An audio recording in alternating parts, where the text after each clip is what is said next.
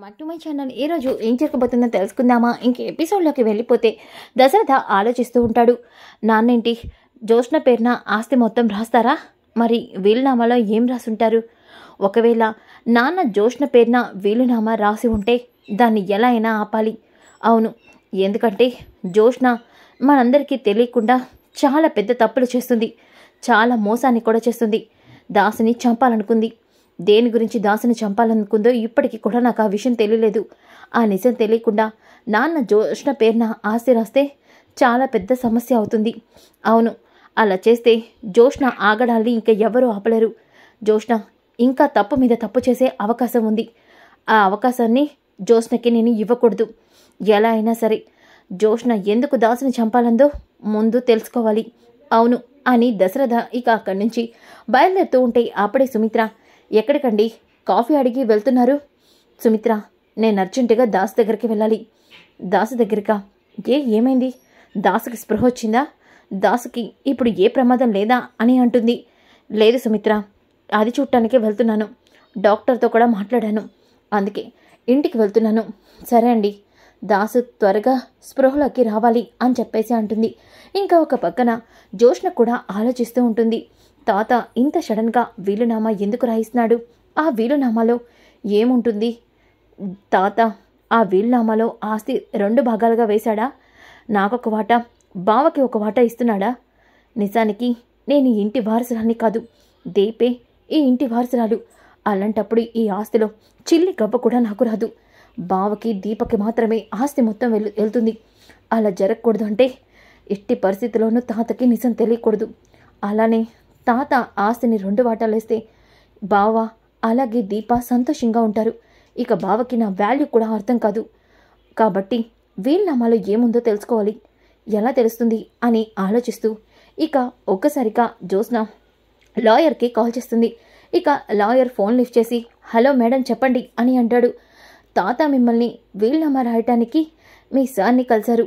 ఆ వీలునామా వివరం నీకేనా తెలుసా అని వెనకాలనే ఇక జూనియర్ లాయర్, మేడం అది చెప్పారు కానీ అందులో ఉన్న డీటెయిల్స్ అయితే నాకు తెలియదు మేడం. ఆ డీటెయిల్స్ ఆయన దగ్గరే ఉండాలి, నేనే దాన్ని రెడీ చేసుకుంటాను అన్నారు. ఏమైంది మేడం? ఏదైనా ప్రాబ్లమా? సార్ని అడగమంటారా అని అంటాడు. ఇక వెంటనే జ్యోత్స్న, ఇప్పుడు కనుక వీడు ఆ లాయర్ని అడిగాడంటే ఖచ్చితంగా అంకుల్ తాతకి చెప్పేస్తాడు. అప్పుడు తాత వీలునామా గురించి ఎందుకు అడిగామని నన్నే తిడతాడు. దీని గురించి తాతకి తెలియకపోవడమే బెటర్ అని చెప్పేసి ఇక జ్యోత్స్న, అదేమీ లేదు, జస్ట్ నేను నార్మల్గా ఫోన్ చేశాను. ఈ విషయం మీరు అంకుల్తో కూడా ఏమీ మాట్లాడాల్సిన అవసరం లేదు అంటూ కాల్ కట్ చేసేస్తుంది. ఇంకా ఒక పక్కన దాసు దగ్గరికి దశరథ బయలుదేరతాడు. ఇక మనసులో దశరథ ఈరోజు ఎలా అయినా దాసు స్పృహలోకి వచ్చే అవకాశం ఉందని డాక్టర్ చెప్పాడు. వాడు చెప్పినట్టు నిజంగానే దాసుగాడు స్పృహలోకి వస్తే బాగుండు అని అనుకుంటాడు.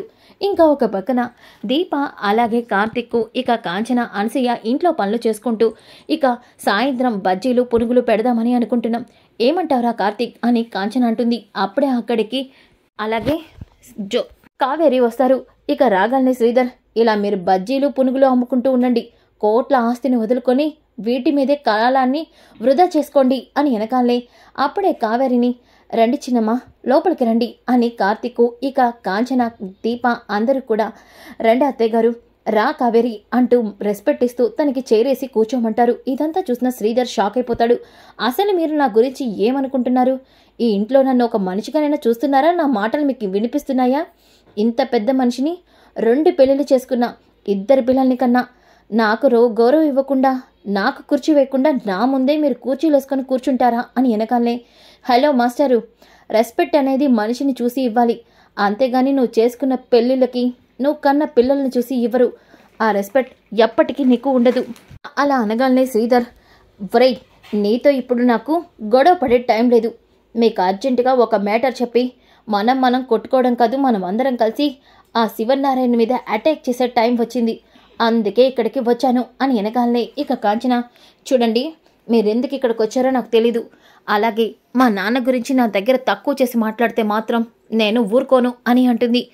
ఏంటి కాంచన, అక్కడ మీ నాన్నేమో నిన్ను కూతురే కాదు వీడు మనవడే కాదు అన్నట్టు ప్రవర్తిస్తుంటే నువ్వు మా నాన్న ఇది అని మాట్లాడుతున్నావేంటి? అయినా ఇదంతా మీకు చెప్పినా అర్థం కాదులే. ముందు ఇక్కడికి ఎందుకు వచ్చాడో మీ నాన్న అడుగు. ఏంటిదంతా అని కాంచన అంటుంది. ఇక కావేరి, అక్క ఆయన గురించి మీకు తెలిసిందే కదా, తలతిక్క మనిషి, నోటికొచ్చినట్టు మాట్లాడతాడు, మీరు పట్టించుకోకండి. కావేరి, వాళ్ళకి లేనిపోయిన సలహాలన్నీ ఇస్తున్నావేంటి? ఇప్పటికే వీళ్ళందరూ కలిసి నాకు చాలా పేర్లు పెట్టారు, అదన్నీ సరిపోనట్టు నువ్వు నాకు కొత్త పేరు పెడుతున్నావా? చూడండి, ఇక్కడ మీకు నేను ఎలా కనిపిస్తున్నానో నాకు తెలీదు, కానీ నేను ముక్కుసూటిగా మాట్లాడేవాణ్ణి. అన్యాయం జరిగే చోటకి నేను వస్తా, అన్యాయాన్ని ఆపుతాను.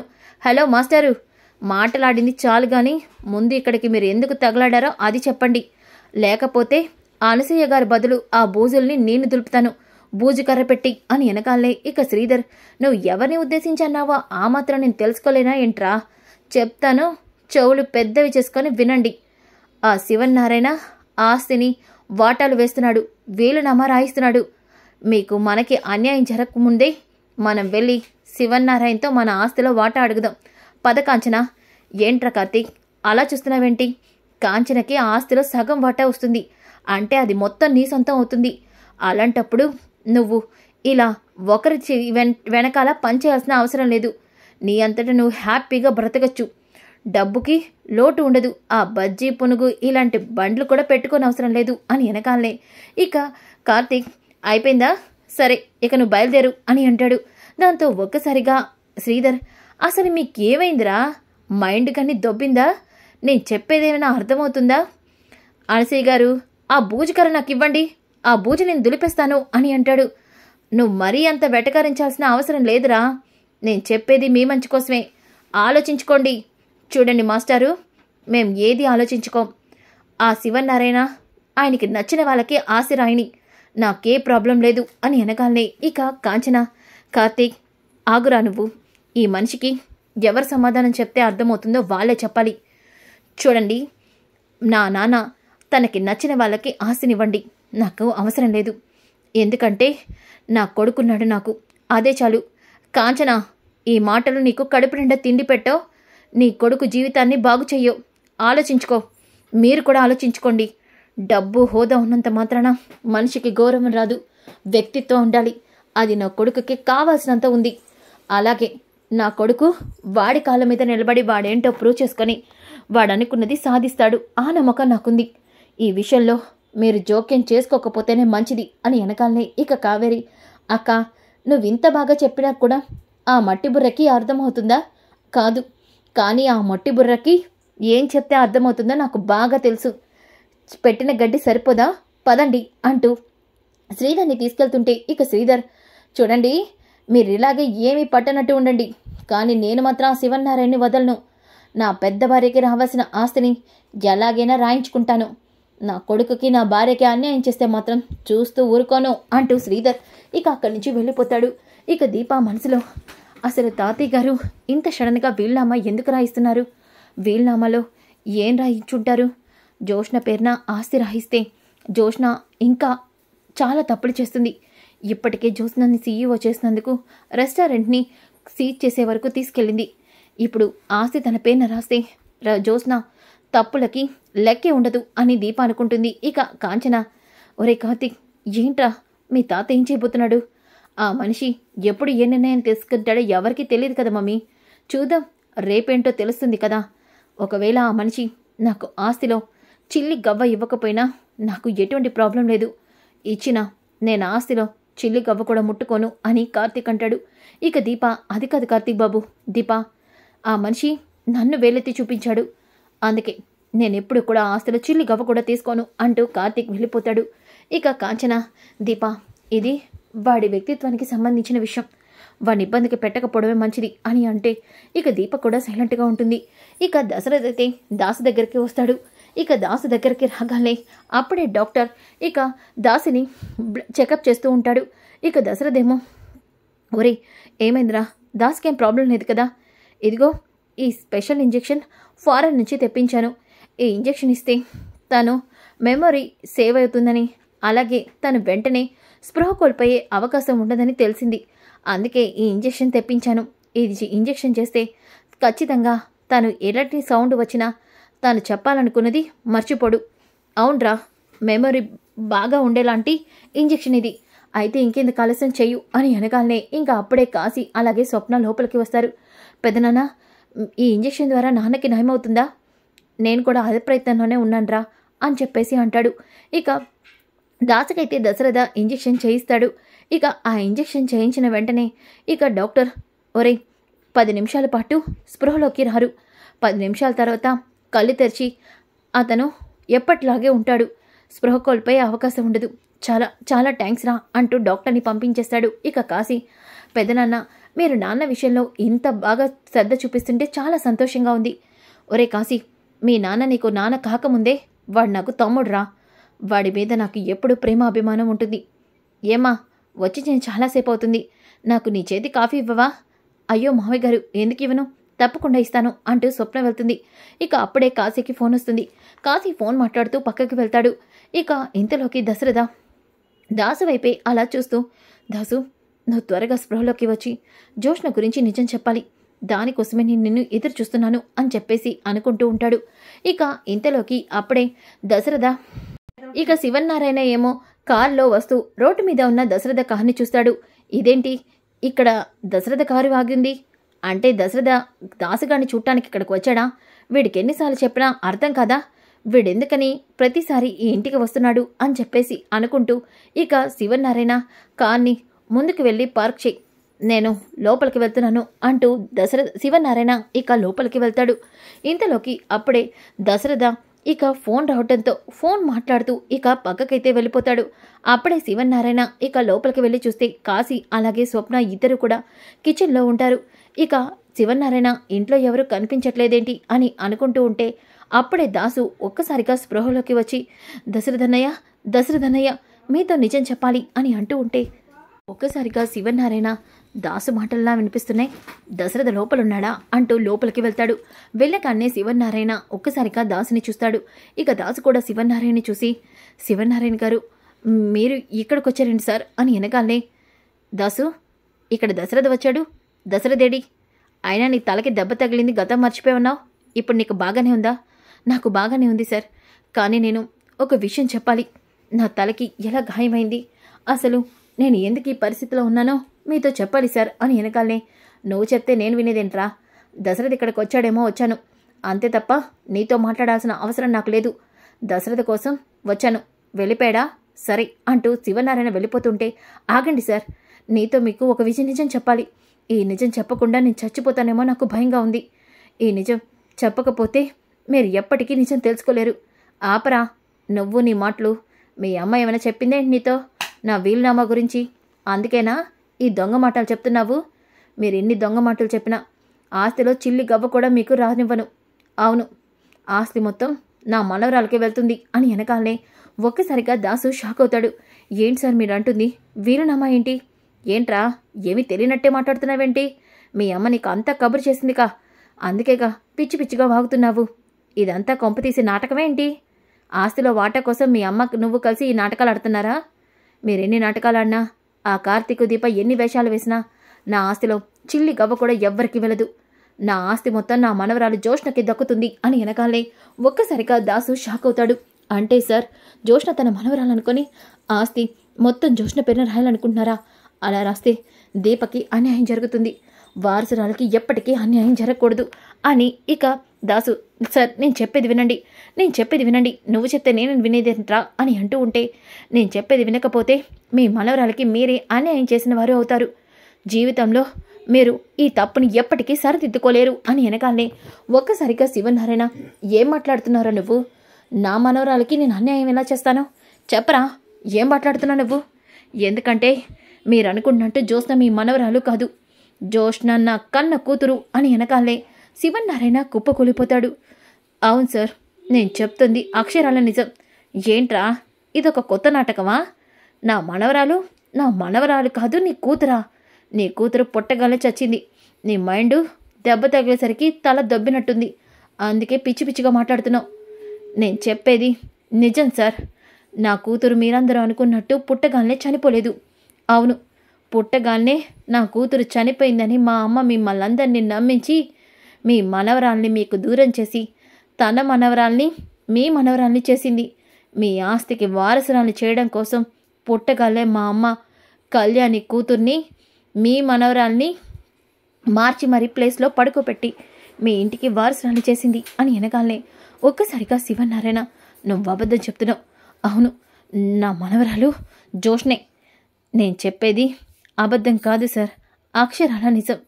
ఈ నిజం ఎక్కడ మీకు చెప్తానని జోష్న నా తలపైన కొట్టి ఈ నిజం మీకు తెలియకుండా చేయాలని చూసింది.